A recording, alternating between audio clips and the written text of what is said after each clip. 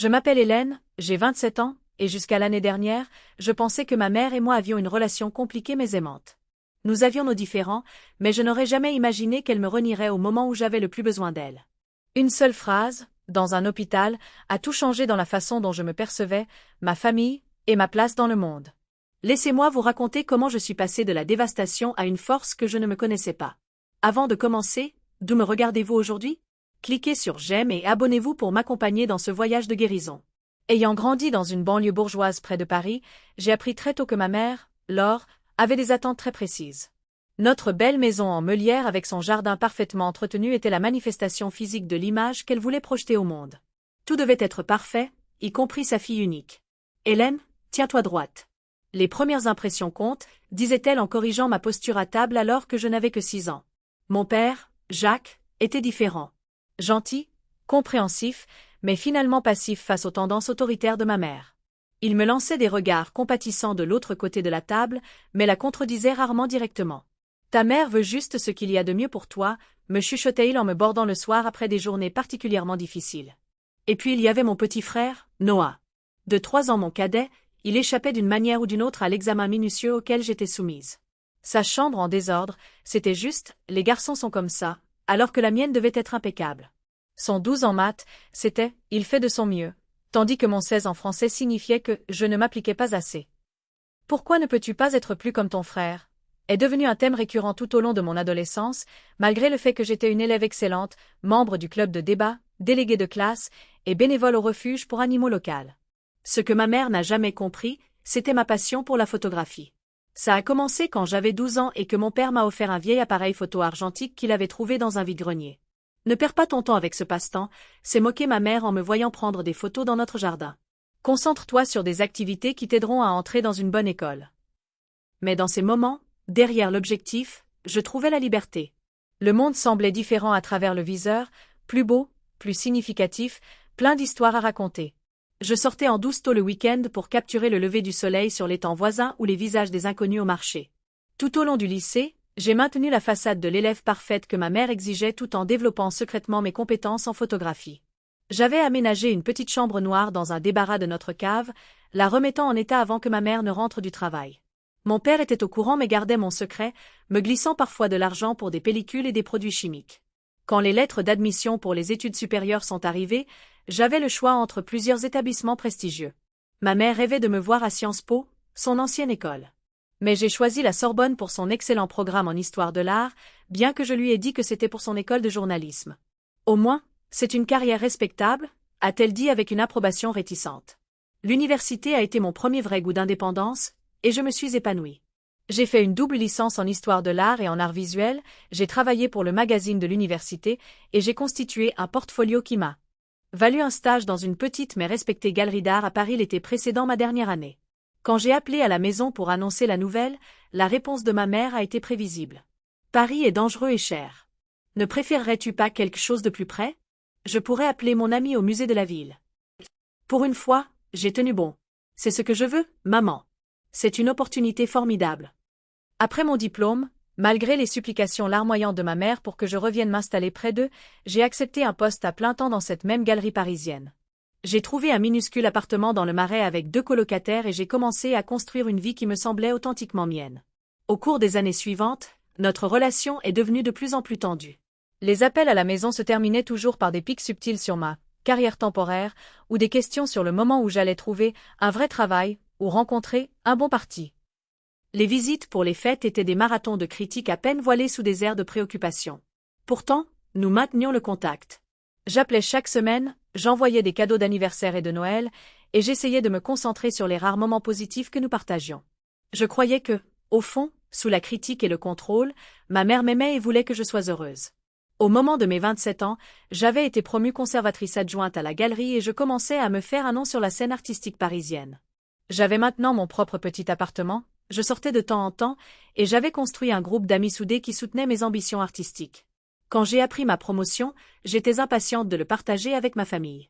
J'ai appelé à la maison immédiatement, espérant que, finalement, ma mère verrait que la voie que j'avais choisie avait du mérite. « C'est bien, ma chérie », a-t-elle dit d'un ton dédaigneux après que je lui ai annoncé la nouvelle. « Mais as-tu pensé à postuler à des masters? L'art, c'est bien comme passe-temps, mais il te faut quelque chose de plus substantiel pour une carrière. » Ces mots m'ont blessé, mais j'étais habituée à la douleur. Ce que j'ignorais, c'est que cette conversation serait notre dernière interaction normale avant que tout ne s'effondre. Cela a commencé progressivement, si bien que je l'ai à peine remarqué au début. En février, j'ai commencé à me sentir anormalement fatiguée. J'ai attribué cela aux longues heures passées à la galerie à préparer notre exposition de printemps et à l'hiver parisien brutal qui semblait drainer l'énergie de tout le monde. En mars, j'avais perdu du poids sans essayer, mes vêtements flottaient sur moi. Des amis ont fait des commentaires, certains avec envie, mais je savais que quelque chose n'allait pas.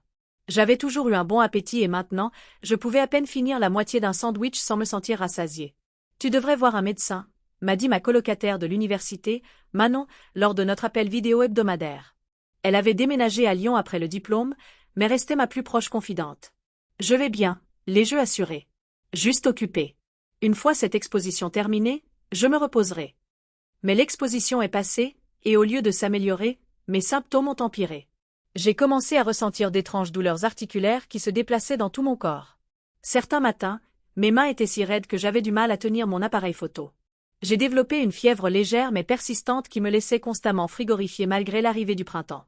Lors de sa visite à Paris en avril, Manon m'a regardée et a eu un haut le cœur. « Hélène, tu as une mine affreuse.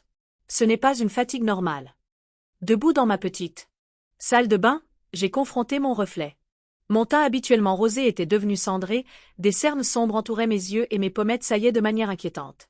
Je me reconnaissais à peine. « J'ai un vernissage important le mois prochain », ai-je dit faiblement. « Je ne peux pas être malade maintenant. » Manon a croisé les bras, son expression ne tolérant aucune objection. « On va chez SOS médecin aujourd'hui, ou j'appelle tes parents. » Cette menace a suffi à me faire bouger.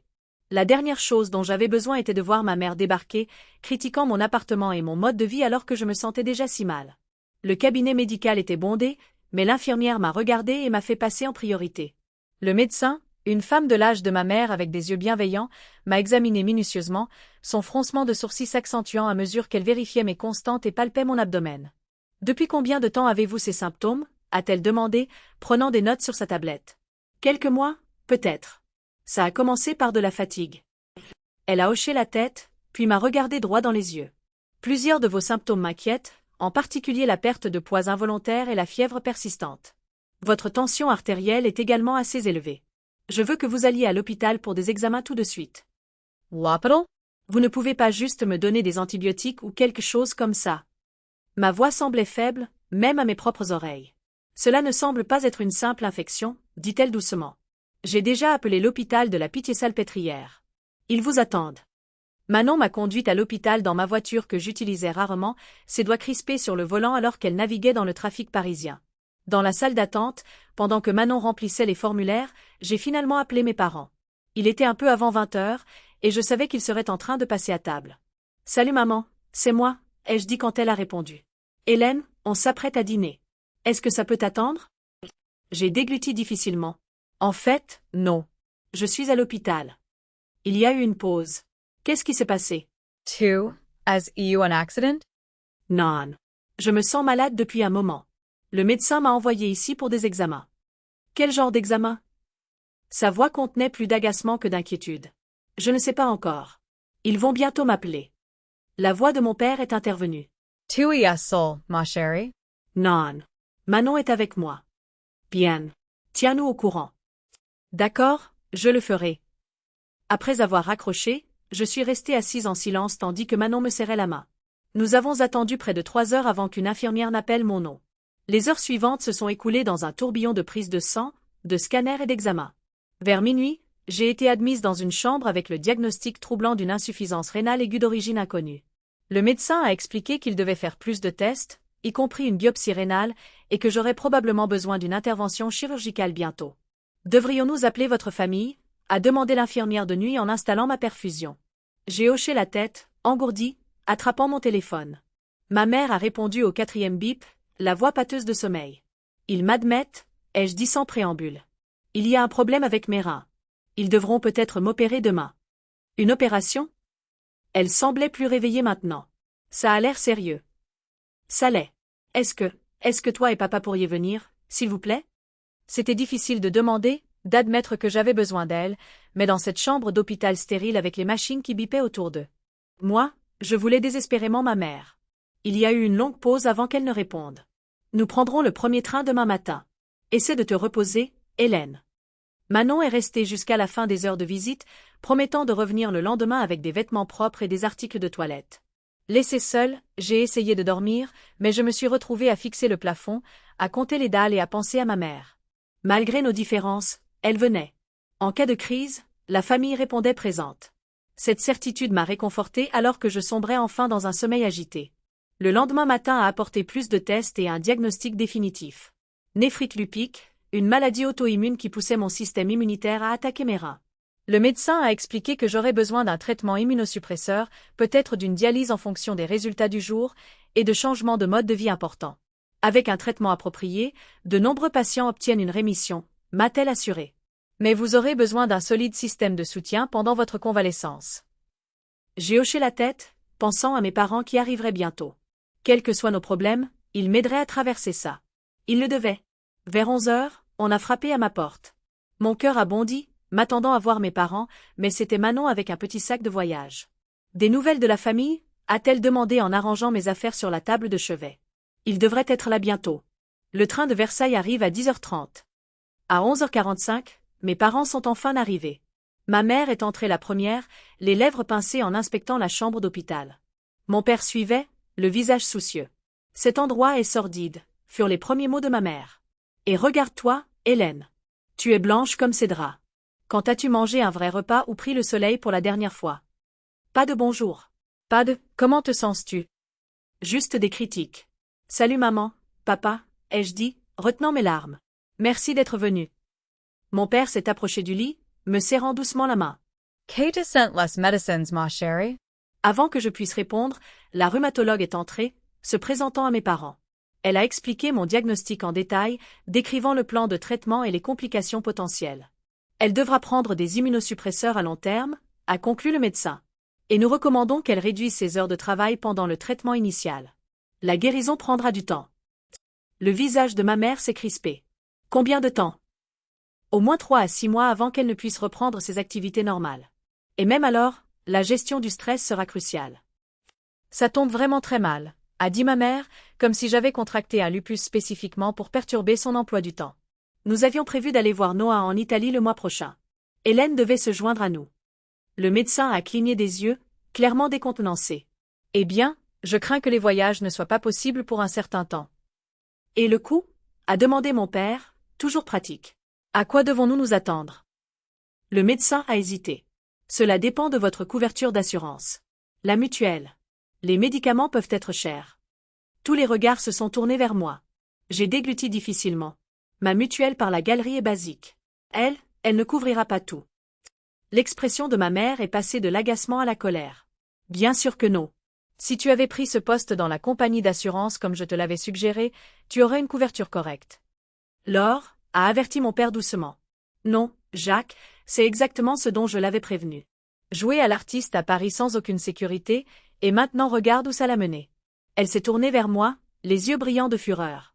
Comment comptes-tu payer pour tout ça? La pièce m'a soudain semblé très petite.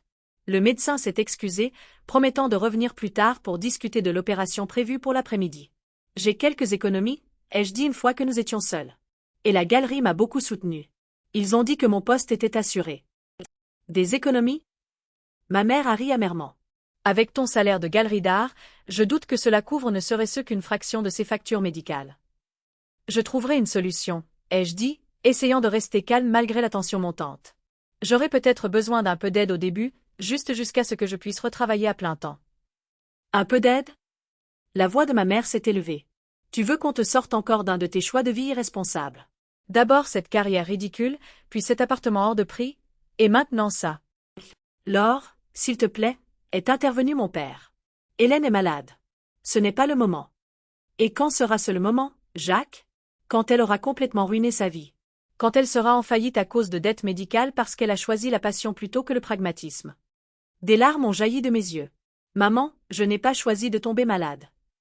Peut-être pas directement, mais ce mode de vie malsain en ville, le stress de cette carrière instable y ont probablement contribué. Si tu m'avais écouté et que tu étais revenu près de nous après l'université, rien de tout cela ne serait arrivé. Ce n'est pas comme ça que les maladies auto-immunes fonctionnent, ai-je dit, ma voix tremblante. Le médecin a dit que c'était des facteurs génétiques et environnementaux, pas parce que je travaille dans une galerie. Ma mère s'est levée, arpentant la petite pièce. J'en ai assez de tes excuses, Hélène. Pendant des années, nous t'avons regardé prendre une mauvaise décision après l'autre, et nous avons pris sur nous. Mais je ne peux plus le faire. Elle s'est arrêtée au pied de mon lit, son expression glaciale. J'ai honte de dire que tu es ma fille. Les mots sont restés en suspens dans l'air, comme une présence physique. Je ne pouvais plus respirer, plus parler, plus comprendre que ma propre mère venait de me dire ces mots alors que j'étais allongée dans un lit d'hôpital. Tu as toujours été égoïste, choisissant toujours tes désirs plutôt que nos souhaits pour toi. Et maintenant tu t'attends à ce que nous réparions encore tes bêtises, que nous te donnions nos économies pour la retraite parce que tu n'as pas daigné prendre un vrai travail avec de vrais avantages. Laure, la voix de mon père était plus vive maintenant. Ça suffit. Mais elle n'avait pas fini. Nous t'avons mieux élevé que ça. Nous t'avons donné tous les avantages. Et comment nous rembourses-tu? En jetant tout ça par la fenêtre pour de l'art, et maintenant en t'attendant à ce que nous payions la note de ton irresponsabilité? J'étais vaguement consciente des infirmières dans l'embrasure de la porte, d'autres patients qui regardaient la scène se dérouler. Mon visage brûlait d'humiliation alors que les larmes coulaient sur mes joues. Maman, s'il te plaît, ai-je murmuré. J'ai peur. Pendant un instant, quelque chose a vacillé dans ses yeux, peut-être la reconnaissance de ce qu'elle faisait, ou peut-être juste la conscience de notre public, mais cela est passé rapidement. Tu devrais avoir peur, a-t-elle dit froidement. Les actions ont des conséquences, Hélène. Il est temps que tu l'apprennes. Elle a attrapé son sac à main sur la chaise. Jacques, nous partons. Mon père se tenait là, figé, regardant alternativement ma mère et moi. Son visage était un masque. D'émotions contradictoires. Papa, ai-je plaidé doucement. Je vais lui parler, a-t-il marmonné. Elle est juste contrariée. Tu sais comment elle est. Jacques a appelé ma mère depuis le couloir. Il m'a serré la main une dernière fois. Je suis désolé, ma chérie. Je t'appellerai plus tard. Puis il est parti, suivant ma mère comme il avait toujours fait, me laissant seule avec ces mots cruels résonnant dans mes oreilles. Une infirmière est entrée prudemment après leur départ. Ça va, ma petite? Je peux vous apporter quelque chose? J'ai secoué la tête, incapable de parler à travers mes larmes. Comment pouvais-je expliquer que ma mère venait de me renier au moment où j'avais le plus besoin d'elle? Que la personne qui était censée m'aimer inconditionnellement venait de rendre cet amour explicitement conditionnel. L'infirmière a ajusté mes oreillers et a doucement fermé la porte, me donnant l'intimité nécessaire pour m'effondrer. Après le départ de mes parents, je me suis recroquevillée sur moi-même, des sanglots secouant mon corps malgré la douleur que cela provoquait. Le bip du moniteur cardiaque s'est accéléré, faisant accourir une autre infirmière. Vos constantes s'emballent, dit-elle avec inquiétude. Il faut que vous essayiez de vous calmer. Mais comment pouvais-je me calmer alors que mon monde venait d'imploser? Ma propre mère s'était déclarée honteuse de moi, m'avait essentiellement coupée de sa vie alors que j'étais au plus bas. Le médecin est revenu 1 heure plus tard, fronçant les sourcils en regardant mon dossier. Nous devons reporter votre opération, a-t-elle expliqué doucement. Votre tension artérielle est trop élevée et votre niveau de stress est préoccupant. Que s'est-il passé?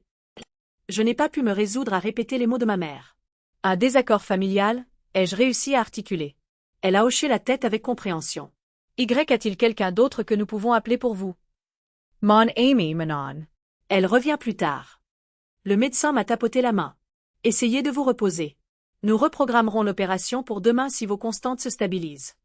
Laissée seule à nouveau, j'ai fixé le mur, rejoint les paroles de ma mère encore et encore. Avait-elle toujours pensé cela?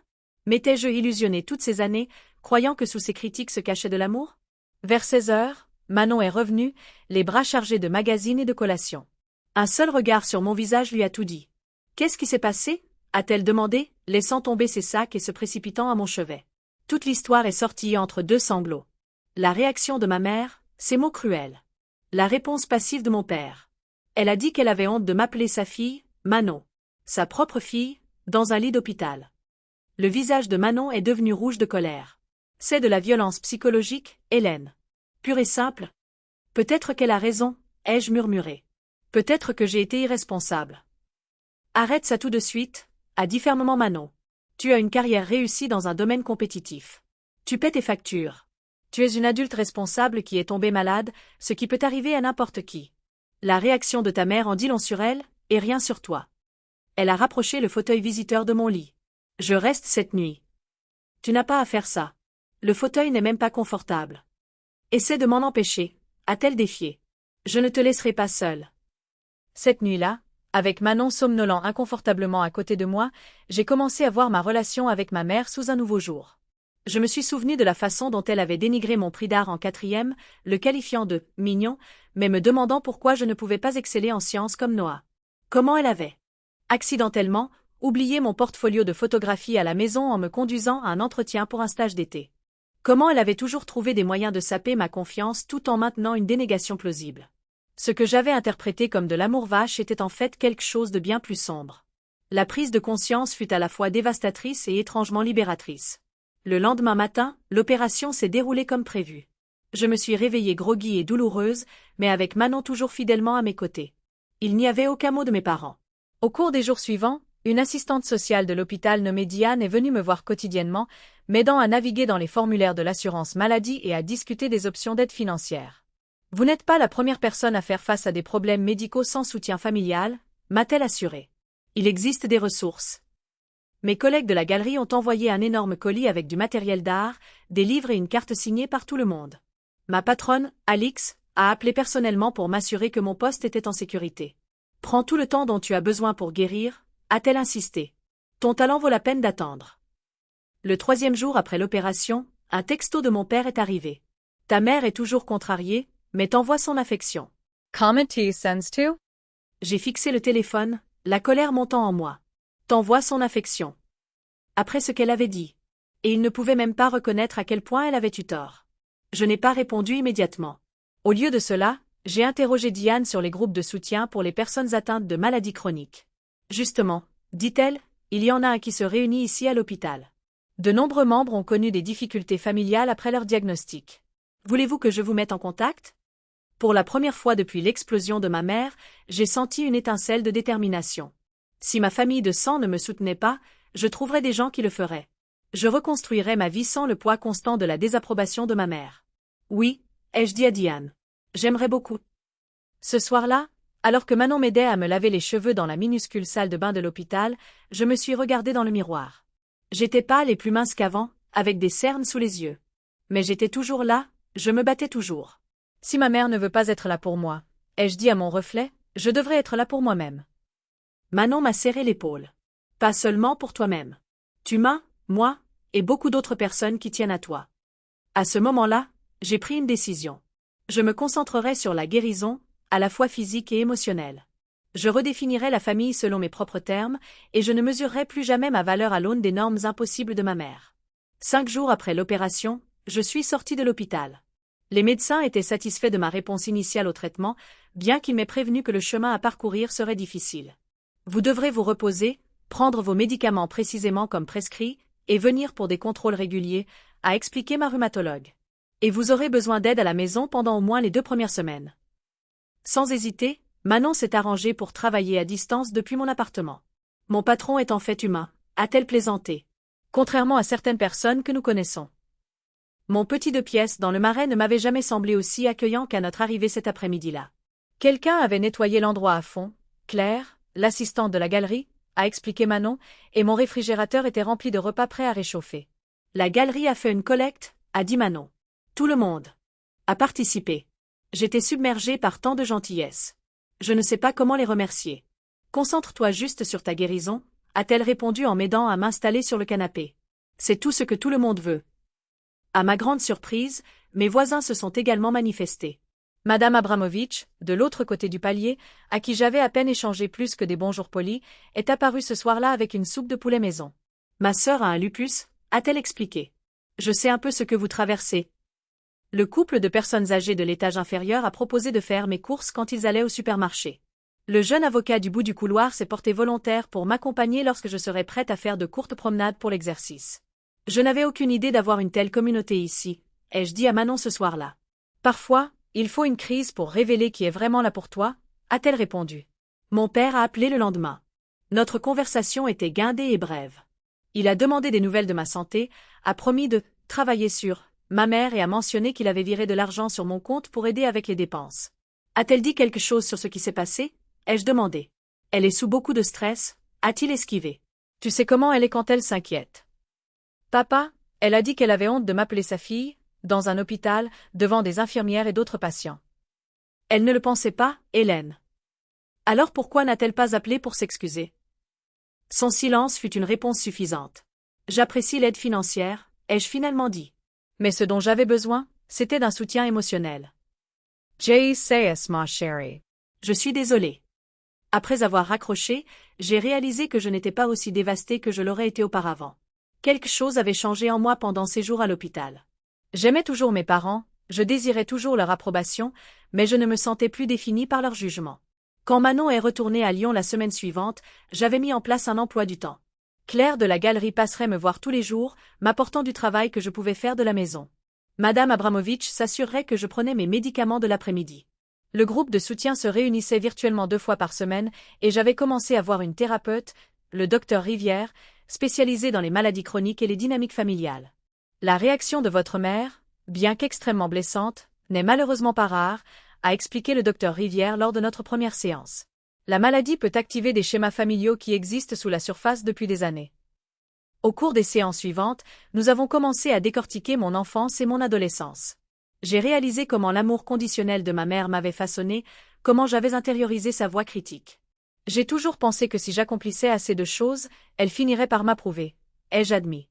Mais maintenant je vois que ça n'allait jamais arriver. Le docteur Rivière a hoché la tête. L'objectif aurait toujours été déplacé. C'est ainsi que fonctionne ce type de dynamique. Pendant ce temps, ma guérison physique progressait lentement mais sûrement. Les médicaments avaient des effets secondaires, prise de poids, saute d'humeur, une pilosité inhabituelle qui aurait horrifié ma mère soucieuse de l'apparence. Mais il fonctionnait. Ma fonction rénale s'améliorait et la fatigue extrême diminuait progressivement. Pendant cette période de convalescence, je me suis tournée à nouveau vers la photographie, mon premier amour. Incapable de m'éloigner de mon appartement, j'ai commencé une série d'autoportraits. Documentant ma guérison, les changements physiques, le parcours émotionnel, les petites victoires et les revers. Il y avait quelque chose de puissant à se réapproprier mon récit de cette manière, à trouver la beauté et le sens dans ce chapitre difficile. 3 semaines après mon retour à la maison, mon frère Noah a appelé. C'était notre premier contact depuis l'incident de l'hôpital. « Salut, Hélène » a-t-il dit maladroitement. Comment te sens-tu? Mieux, merci. Comment ça va en Italie? Bien. Occupé avec le nouveau projet. Noah travaillait comme ingénieur logiciel pour une start-up à Milan. Une carrière prestigieuse aux yeux de notre mère. La conversation a boité, aucun de nous n'abordant le sujet qui fâche, jusqu'à ce que finalement je n'en puisse plus. Est-ce que maman t'a dit quelque chose sur ce qui s'est passé à l'hôpital? Il a hésité. Elle a dit que tu avais fait une sorte de crise à cause des médicaments, qu'elle essayait juste d'aider et que tu avais tout mal interprété. Mon sang n'a fait qu'un tour. Ce n'est pas ce qui s'est passé, Noah. Elle a dit qu'elle avait honte de m'appeler sa fille parce que j'étais tombée malade et que j'aurais peut-être besoin d'aide financière. Ça ne ressemble pas à maman, a-t-il dit, dubitatif. Demande à papa, ai-je lancé. Il était là. Ou demande aux infirmières qui ont assisté à la scène. Écoute, Hélène, je ne veux pas me mêler de ça. Maman était vraiment contrariée. Tu sais à quel point la famille est importante pour elle. J'ai failli rire de l'ironie. Apparemment pas assez importante pour soutenir sa fille à travers une maladie grave. Elle est compliquée, a dit Noah, l'excuse habituelle de la famille pour le comportement de notre mère. Appelle-la. Je suis sûre que vous pouvez arranger les choses. Après avoir raccroché, j'ai réalisé que Noah prendrait toujours son parti. En tant qu'enfant prodige, il n'avait jamais connu ses critiques acerbes ou son amour conditionnel. Nos réalités étaient simplement trop différentes. Ce soir-là, lors d'une réunion vidéo avec l'équipe de la galerie pour discuter de la prochaine exposition, la directrice artistique a remarqué mes autoportraits visibles sur le mur derrière moi. Ils sont saisissants, Hélène, a-t-elle commenté. Très brut et puissant. J'ai rougi. Juste un projet personnel pendant ma convalescence. Non, sérieusement, ils sont excellents. Envisagerais-tu de montrer quelques pièces dans le coin des artistes émergents le mois prochain? Nous avons eu une annulation. La suggestion m'a prise par surprise. Mon travail avait toujours été en coulisses à la galerie, à organiser les créations d'autres artistes. L'idée d'exposer ma propre vulnérabilité était terrifiante et exaltante. Il faudrait que je crée plus de pièces pour avoir une collection cohérente, ai-je dit. Tu as le temps? A-t-elle encouragé. Pense Y, cette nuit-là, je n'ai pas pu dormir. Mon esprit s'emballait de possibilités. L'idée de transformer cette expérience douloureuse en art me semblait juste, comme transformer du poison en remède. Au bout de 6 semaines, ma santé s'était suffisamment stabilisée pour que je puisse travailler à la galerie 2 jours par semaine. Mes collègues m'ont accueilli avec une chaleur sincère, créant un espace de travail modifié qui me permettait de me reposer en cas de besoin. Dans le groupe de soutien, j'ai particulièrement sympathisé avec 2 autres femmes de mon âge qui avaient également des relations familiales tendues suite à leur diagnostic. Mon père a suggéré que j'avais dû faire quelque chose pour mériter ça, a partagé Tania lors d'une session. Comme si tomber malade était une sorte d'échec moral. Ma sœur a complètement cessé de me parler, a ajouté Yasmina. Elle a dit que ma dépendance était trop dramatique. À travers leurs histoires, j'ai réalisé à quel point il était courant que la maladie révèle la vraie nature des relations. Certaines personnes se montraient à la hauteur, tandis que d'autres se retiraient ou se déchaînaient. L'expérience était douloureuse, mais clarifiante, comme un incendie de forêt qui détruit les sous-bois mais laisse la place à une nouvelle croissance. Alors que ma force physique revenait, j'ai commencé à me voir non pas comme une victime de la maladie et du rejet maternel, mais comme une survivante construisant un type de vie différent de celui que j'avais imaginé. Ma famille choisie d'amis et de soutien s'est avérée plus fiable que les liens du sang. Ma créativité a trouvé une nouvelle profondeur à travers l'adversité. 6 semaines après l'incident de l'hôpital, je n'avais toujours pas de nouvelles directes de ma mère. Mon père appelait chaque semaine avec des mises à jour maladroites et des assurances vagues qu'elle finirait par se radoucir. Je ne retenais plus mon souffle en attendant des excuses dont je comprenais maintenant qu'elles ne viendraient peut-être jamais. Au lieu de cela, j'ai investi mon énergie dans ma guérison, mon travail et ma photographie. L'exposition des artistes émergents était prévue pour le mois suivant, et j'étais déterminée à présenter une collection digne de cette opportunité. Ce que je n'avais pas prévu, c'est que ma mère réapparaîtrait dans ma vie avant que je ne sois prête, apportant avec elle tout le chaos et la douleur que je venais à peine de commencer à traiter. Le matin où ma mère s'est présentée à l'improviste à mon appartement, je me sentais plus forte que je ne l'avais été depuis des mois. Ma dernière analyse de sang montrait une amélioration continue. J'avais travaillé 3 jours consécutifs à la galerie sans être épuisée, et j'avais terminé 10 photographies pour l'exposition à venir. On a frappé à ma porte juste après 9 heures. Pensant que c'était la voisine qui faisait une collecte pour le syndic de l'immeuble, j'ai ouvert sans regarder par le Judas, encore en pyjama avec les cheveux en bataille. Helene regard toy. Tu es dans un état lamentable. Ma mère se tenait dans le couloir, impeccablement vêtue d'un manteau camel et de boucles d'oreilles en perles, des sacs de shopping pendant à ses bras. Pendant un instant, j'ai cru avoir une hallucination, un effet secondaire de l'un de mes médicaments. Maman, qu'est-ce que tu fais ici? Elle m'a dépassée pour entrer dans l'appartement, inspectant l'espace avec l'œil critique de mon enfance. Cet endroit est encore plus petit que dans mon souvenir, et si sombre. Comment peux-tu espérer guérir correctement sans lumière naturelle? J'ai fermé la porte lentement, essayant de digérer sa présence. Cela faisait presque 2 mois depuis l'hôpital. 2 mois sans un appel ni un texto de sa part. Et maintenant, elle était dans mon salon, agissant comme si de rien n'était. Je t'ai apporté de nouveaux vêtements, a-t-elle continué, posant les sacs sur ma table basse. Des tenues correctes pour le travail. Ces trucs informes que tu portes te donnent l'air malade. Je la fixais, sans voix. Était-elle sérieusement en train de prétendre qu'elle ne m'avait pas dit qu'elle avait honte de m'appeler sa fille? Qu'elle ne m'avait pas abandonnée pendant l'expérience la plus effrayante de ma vie? Tu veux un thé? Ai-je finalement demandé, gagnant du temps pour rassembler mes esprits. Earl Grey, si tu en as, répondit-elle en enlevant son manteau. Sans sucre. Dans la cuisine, je me suis agrippée au comptoir, respirant profondément comme le docteur Rivière me l'avait appris. Ce n'était pas ainsi que j'avais imaginé notre confrontation éventuelle. Je m'étais imaginé calme, articulé, tenant tête. Au lieu de cela, j'étais en pyjama froissé, prise complètement au dépourvu. La bouilloire a sifflé, me ramenant au présent. J'ai préparé 2 tasses de thé et je suis retournée dans le salon où ma mère examinait l'un de mes flacons de médicaments. Ce sont des immunosuppresseurs très puissants, a-t-elle commenté. Es-tu sûre qu'ils sont nécessaires? Ta tante Judith a guéri son arthrite avec un régime spécial. La néphrite lupique n'est pas de l'arthrite, maman, ai-je dit en lui tendant le thé. Et oui, ils sont nécessaires pour empêcher mon système immunitaire de détruire mes reins. Elle a siroté son thé, grimaçant légèrement. Eh bien, tu as meilleure mine qu'à l'hôpital. Bien que tu aies besoin d'une coupe de cheveux et de quelques couleurs sur les joues. J'ai posé ma tasse délibérément, une clarté soudaine m'envahissant. Rien n'avait changé. Elle n'avait pas eu de révélation sur son comportement ou n'était pas venue pour faire amende honorable. C'était la même mère autoritaire et critique qu'elle avait toujours été, et je retombais directement dans notre ancien schéma. Mais je n'étais plus la même fille. Les 2 derniers mois m'avaient changé d'une manière qui allait au-delà de la santé physique.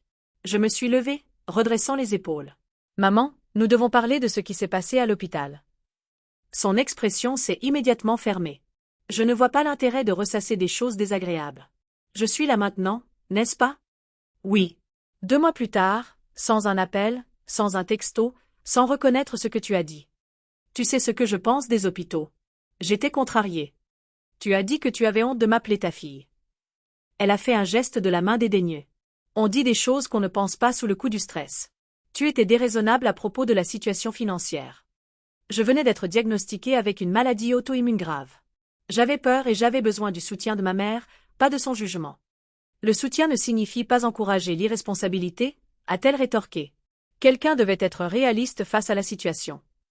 J'ai pris une profonde inspiration. Maman, j'avais besoin de ma mère et tu m'as abandonnée. Son visage est devenu rouge. Je n'ai rien fait de tel. Je suis là maintenant, n'est-ce pas? Je t'apporte des choses, je prends de tes nouvelles. 2 mois plus tard, sans même des excuses. Das Excuses. Elle semblait sincèrement confuse. Pourquoi? Pour me soucier de ton avenir alors que tu ne le fais clairement pas? À cet instant, j'ai vu avec une parfaite clarté ce que le docteur Rivière m'avait aidé à comprendre. Ma mère était constitutionnellement incapable d'admettre qu'elle avait tort. Son image de mère parfaite ne pouvait pas accommoder la réalité de sa violence psychologique. Il ne s'agit pas seulement de l'hôpital, ai-je dit calmement. Il s'agit de toute une vie d'amour conditionnel, de n'être jamais assez bien à moins de suivre ton plan exact pour ma vie, de critiques déguisées en sollicitude. Comment oses-tu, dit-elle, la voix basse et dangereuse. Après tout ce que ton père et moi avons fait pour toi, les sacrifices que nous avons faits pour te donner tous les avantages. Je suis reconnaissante pour ces avantages, ai-je répondu, surprise par mon propre calme. Mais l'amour ne devrait pas être assorti de conditions. Le soutien ne devrait pas être retiré dès que je fais des choix avec lesquels tu n'es pas d'accord. C'est donc ainsi que tu nous rembourses, avec des accusations et de l'ingratitude. Il ne s'agit pas de remboursement ou de gratitude. Il s'agit de construire une relation saine pour l'avenir. Si tu veux faire partie de ma vie, les choses doivent changer. Elle s'est levée brusquement. J-N-E-T Reconnaise plus Helene. Cette maladie t'a changé. Tu as raison, ai-je convenu. Mais pas de la manière que tu penses. Elle m'a montré à quoi ressemble le vrai soutien, de la part d'amis, de collègues et même d'inconnus. Elle m'a aidé à voir que je mérite mieux que ce qu'a été notre relation. Qu'est-ce que tu essaies de dire exactement? Sa voix était glaciale. Je dis que je t'aime, maman. Tu seras toujours ma mère, mais j'ai besoin de limites. J'ai besoin que tu reconnaisses à quel point tes mots et tes actions m'ont blessé. J'ai besoin de respect pour mes choix et ma vie. Des limites. Elle a presque craché le mot. C'est du jargon de psy. Je savais que tu n'aurais jamais dû commencer à voir cette femme. Le docteur Rivière m'a aidé à comprendre beaucoup de choses sur nos dynamiques familiales. Oh, j'en suis sûre, a dit ma mère sarcastiquement. Te monter contre ta propre famille qui ne veut que ton bien. C'est exactement de ça que je parle, ai-je dit en faisant un geste entre nous. Ce schéma. Tu ne peux entendre aucune perspective qui ne correspond pas à la tienne sans supposer une intention malveillante. Elle a attrapé son manteau. Je ne suis pas venue ici pour me faire psychanalyser par ma propre fille. Je suis venue pour aider, mais tu ne veux clairement pas de mon aide. Ce que je veux, c'est une mère qui peut dire qu'elle est désolée quand elle me fait du mal. Qui peut me voir comme une personne à part entière avec des choix valides même quand ils diffèrent de ce qu'elle choisirait. Qui m'aime inconditionnellement. C'est une fantaisie d'enfant, a-t-elle dit d'un ton dédaigné. La vraie vie ne fonctionne pas comme ça. Les familles ont des attentes les unes envers les autres. J'ai hoché la tête, la résignation s'installant en moi. Alors nous avons des définitions différentes de la famille. Si c'est ce que tu ressens, il est peut-être préférable que je parte. Ne t'attends pas à ce que ton père et moi te sortions d'affaires quand ces factures d'hôpital arriveront. J'ai déjà mis en place un échéancier de paiement avec l'hôpital, ai-je dit. Et j'ai une assurance invalidité à court terme par la galerie. Je m'en sortirai. Cela sembla la surprendre sincèrement. Eh bien, dit-elle, troublée. Noah sera déçu que tu ne sois pas à son dîner de fiançailles le mois prochain. Une autre tactique de manipulation, utilisant mon frère comme levier. Autrefois, cela aurait fonctionné. Maintenant, je voyais clair dans son jeu. J'appellerai Noah directement, ai-je répondu. Notre relation est distincte de ma relation avec toi. Elle a pris son sac à main, laissant les sacs de shopping sur la table. Quand tu retrouveras la raison et que tu seras prête à t'excuser pour ce manque de respect, tu sais où nous trouver. Je l'ai raccompagnée jusqu'à la porte, un calme étrange s'installant en moi malgré mon cœur qui battait la chamade. Je t'aime, maman, mais je m'aime trop pour accepter ce traitement plus longtemps. Quand tu seras prête à avoir une conversation honnête sur ce qui s'est passé et sur la façon dont nous pouvons avancer, je suis là. N'y compte pas trop, a-t-elle lancé en sortant dans le couloir. Je n'y compterai pas, ai-je dit doucement en fermant la porte.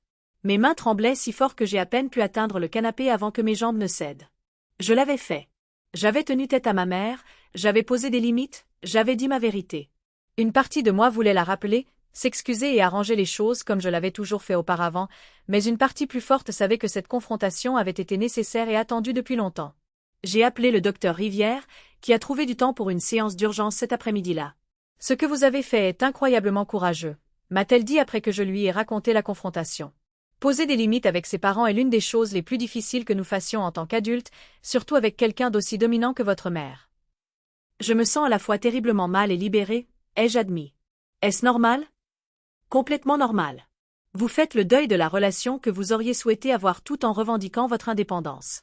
Ces deux processus sont douloureux, mais nécessaires. Ce soir-là, j'ai regardé les sacs de shopping que ma mère avait laissés.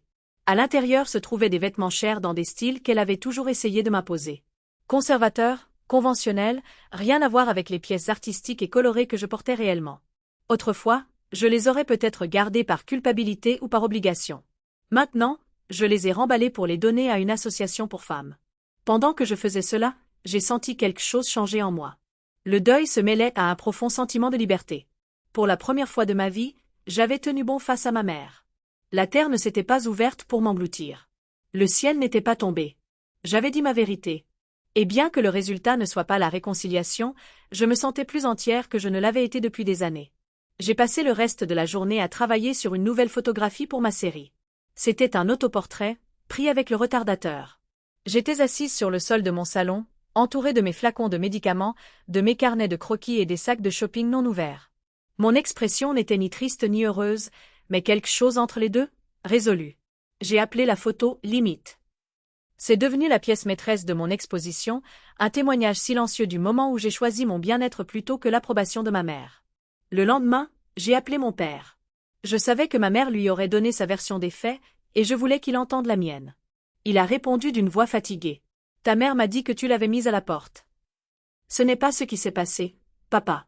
Elle est venue sans prévenir et a agi comme si l'hôpital n'avait jamais eu lieu. J'ai essayé de lui parler honnêtement, de lui dire à quel point elle m'avait blessée et que j'avais besoin que les choses changent. Elle a refusé d'écouter et est partie. Il y a eu un long silence à l'autre bout du fil. Je ne sais plus quoi faire, Hélène. Elle est inflexible. Jesus, papa. Je ne te demande pas de choisir un camp. Je veux juste que tu saches ma vérité. Je l'aime, mais je ne peux plus la laisser me traiter de cette façon. Je comprends, a-t-il dit, bien que son ton manquait de conviction. Je suis juste triste que les choses en soient arrivées là. Moi aussi, j'étais triste. Mais je commençais aussi à accepter que la tristesse faisait partie du processus. Ce n'était pas un signe d'échec, mais la reconnaissance d'une perte. La perte d'une illusion, la perte de l'espoir que ma mère puisse un jour devenir la mère dont j'avais besoin. Et dans cet espace de deuil, quelque chose de nouveau commençait à pousser, le respect de soi. 6 mois se sont écoulés après la confrontation avec ma mère. L'automne a peint Paris de pourpre et d'or, et ma vie avait trouvé un nouveau rythme. Ma santé s'était stabilisée avec un traitement continu, même si j'avais encore de bons et de mauvais jours. J'avais repris le travail à plein temps à la galerie, avec des aménagements pour ma condition. Plus important encore, j'avais trouvé une paix que je ne pensais pas possible. Le soir du vernissage de mon exposition de photographie est arrivé par une fraîche soirée d'octobre. La galerie avait transformé le coin des artistes émergents en un espace intime présentant 15 de mes photographies sous le titre « Guérison visible ». Chaque image documentait une étape de ma convalescence, de la vulnérabilité brute de ces premières semaines à la reconquête progressive de la force et du sens. Manon est venue de Lyon pour le vernissage.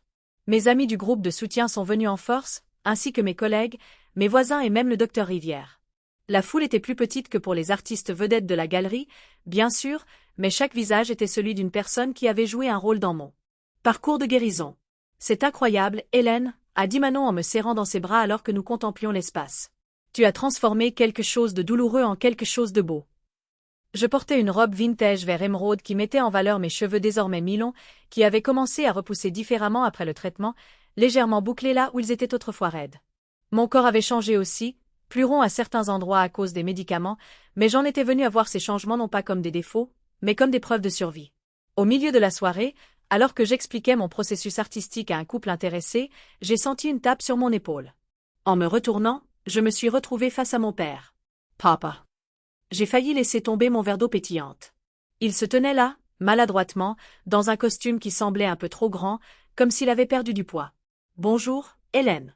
Tu as l'air en forme. »« Qu'est-ce que tu fais ici ?» ai-je réussi à dire, très consciente de Manon qui regardait de manière protectrice à proximité. « J'ai vu l'annonce dans la section art du Figaro, » a-t-il expliqué. J'ai pensé, je voulais voir ton travail. J'ai hoché la tête, encore en train de digérer sa présence. Tu veux une visite guidée? Nous avons parcouru l'exposition en silence au début, lui étudiant chaque photographie avec attention. Je regardais son visage, essayant de jauger sa réaction à ces aperçus intimes des conséquences de l'abandon de ma famille. C'est remarquable, a-t-il dit, s'arrêtant finalement devant une image de moi assise près de la fenêtre de mon appartement, mon visage à moitié dans l'ombre, à moitié dans la lumière. Tu as toujours eu du talent. J'aurais dû le dire plus souvent. Merci, ai-je dit, incertaine de la direction que cela prenait. Il s'est raclé la gorge. Ta mère ne sait pas que je suis là. Je m'en doutais. Les choses ont été difficiles à la maison depuis tout ce qui s'est passé. J'ai beaucoup réfléchi.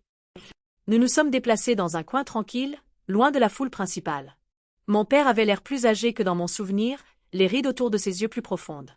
Je t'ai laissé tomber, Hélène, a-t-il dit soudainement. À l'hôpital. Et avant ça aussi. J'aurais dû tenir tête à ta mère quand elle a dit ces choses. J'aurais dû être un meilleur père. Je ne m'attendais pas à ça. Dans tous mes scénarios imaginaires de reconnexion, mon père était resté la même figure passive, un personnage secondaire des drames de ma mère. Pourquoi ne l'as-tu pas fait? Ai-je demandé doucement. Il a soupiré lourdement.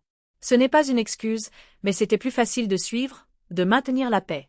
Je me disais que je te protégeais en faisant le médiateur, mais en réalité, je me protégeais de sa colère. Et maintenant je réalise que la paix à tout prix n'est pas vraiment la paix. Il a hésité. J'ai commencé à voir quelqu'un, moi aussi. Un thérapeute, je veux dire. Pour essayer de comprendre comment nous en sommes arrivés là. J'ai cligné des yeux pour retenir des larmes inattendues. C'est bien, papa. Ta mère refuse d'y aller. Elle insiste toujours sur le fait qu'elle n'a rien fait de mal, que c'est toi qui dois t'excuser. Il a secoué la tête. Mais je sais que c'est faux maintenant. Ce qu'elle t'a dit, la façon dont elle t'a traité toutes ces années, ce n'était pas juste. Non, ce n'était pas juste, ai-je convenu, sentant un poids se soulever à cette simple reconnaissance. Je ne peux pas la changer, Hélène. J'ai enfin accepté ça. Mais je peux changer ma façon de réagir. Je peux être honnête sur ce que je vois et ressens. Il a fait un geste vers les photographies. Comme tu l'as fait ici. Nous sommes restés en silence un moment, la galerie bourdonnant autour de nous. Qu'est-ce qui se passe maintenant? Ai-je finalement demandé.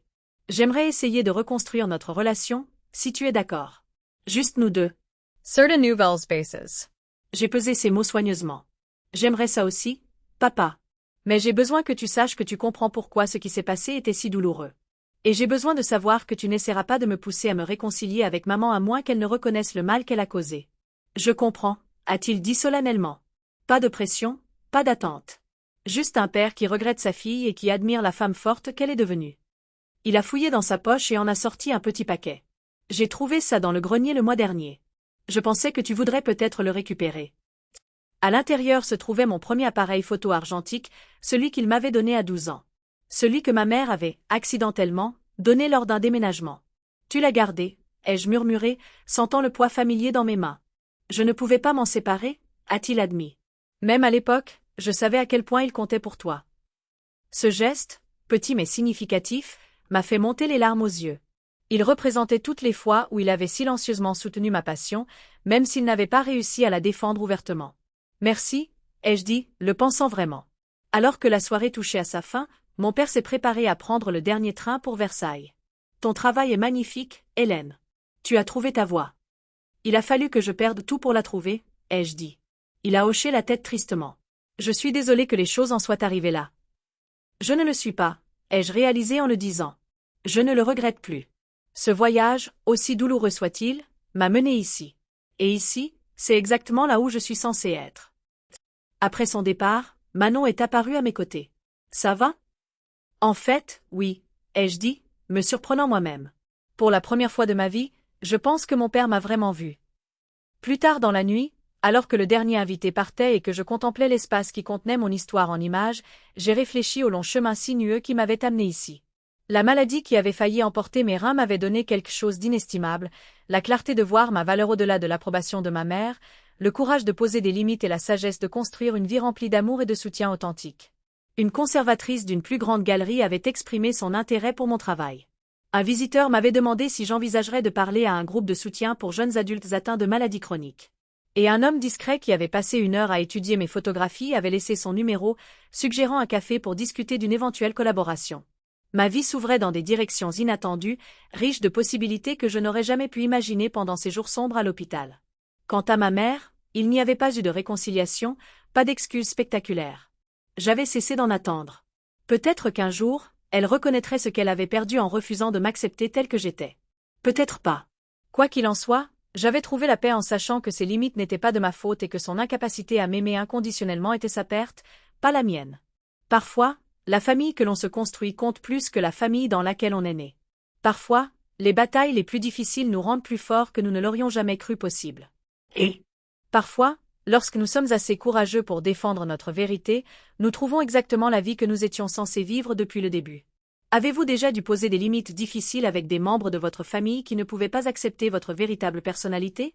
J'adorerais lire vos histoires dans les commentaires ci-dessous. Si cela a résonné en vous, n'hésitez pas à aimer et à vous abonner pour me rejoindre pour d'autres histoires de guérison et de croissance. Et souvenez-vous, parfois, la chose la plus aimante que vous puissiez faire pour les autres et pour vous-même est de vous tenir fermement dans votre vérité, même lorsque c'est douloureux. Merci de faire partie de mon voyage, et je vous souhaite force et courage dans le vôtre. La nuit s'est terminée non pas avec un sentiment de victoire triomphante, mais avec une quiétude profonde. En rangeant, Manon et moi avons parlé doucement, le son de nos voix remplissant le silence de la galerie. J'ai réalisé que c'était ça, la vraie famille. Pas la perfection, pas l'absence de conflit, mais la présence constante, le soutien indéfectible à travers les tempêtes. Avant de partir, j'ai pris un dernier regard sur mes photographies. Elles n'étaient plus seulement des images de douleur, elles étaient des cartes de mon parcours, des symboles de résilience. Elles racontaient une histoire non pas de ce qui m'avait été fait, mais de ce que j'avais choisi de faire en réponse. J'avais choisi l'art. J'avais choisi la communauté. J'avais choisi de me guérir. Et c'était une histoire qui valait la peine d'être racontée.